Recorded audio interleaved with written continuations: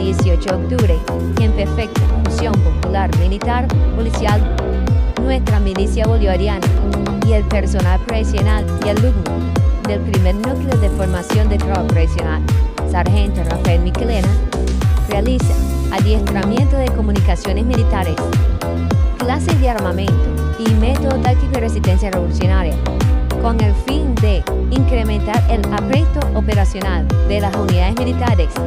Siempre unidos, venceremos, triunfar.